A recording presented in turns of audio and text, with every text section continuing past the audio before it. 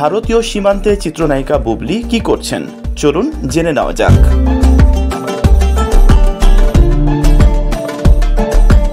কয়েকদিন ধরে ঢাকায় নেই চিত্রনায়িকা শবনম বুবলি। খোঁজ নিয়ে জানা গেছে তিনি এখন আছেন ভারতের সীমান্তবর্তী এলাকায়। থাকতে হবে আরও কয়েকটা দিন। তবে সেখানে বেড়াতে যাননি এই ঢালিউড তারকা। নতুন একটি ছবির শুটিংয়ের জন্য তার ভারতীয় সীমান্তবর্তী এলাকায় থাকতে হচ্ছে। এই কয়েকদিনে নতুন ছবিটির প্রথম লটের শুটিং শেষ করবেন শবনম বুবলি।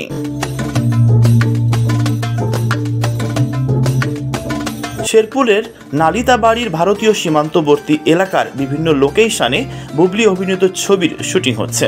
গত 21শে মে থেকে বুবলি শুটিংয়ে অংশ নিয়েছেন। এই চিত্রনায়িকা জানালেন এই লোকেশনে আগে কখনো শুটিং করেননি তিনি। বললেন দারুণ লোকেশন, খুবই নিরিবিলি পরিবেশ। সিনেমা প্রেমীদের এই লোকেশন চোখের আরাম দেবে।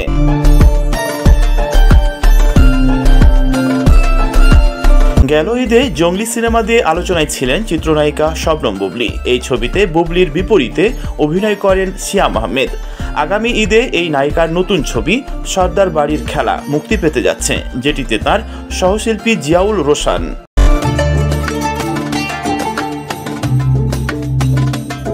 এর মধ্যে জানা গেল শেরপুরের নালিতাবাড়িতে নতুন ছবির শুটিংয়ের খবর।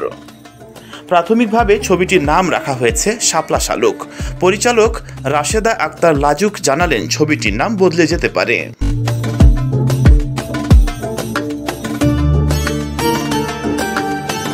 রাশেদা আক্তার বলেন, অভিনয় শিল্পীদের পাশাপাশি ছবির কারিগরি দিক নিয়েও আমরা ভেবেছি। আধুনিক সিনেমা বানানোর জন্য যা যা করণীয় সবই আছে এই ছবিতে।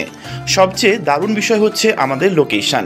এখন শেরপুরের নালিতাবাড়ির সীমান্তবর্তী যে এলাকায় শুটিং করছি তা ছবিপ্রেমীদের আলাদা একটা আরাম বোধ করবে। এই ছবিতে বুবলির বিপরীতে অভিনয় করেছেন সজল। ছবিতে আরও আছেন সুমন আনোয়ার, আইমান সিমলা, দিলরুবা দোয়েল, রফিকুল রুবেল, বাপ্পি সহ আর অনেকে।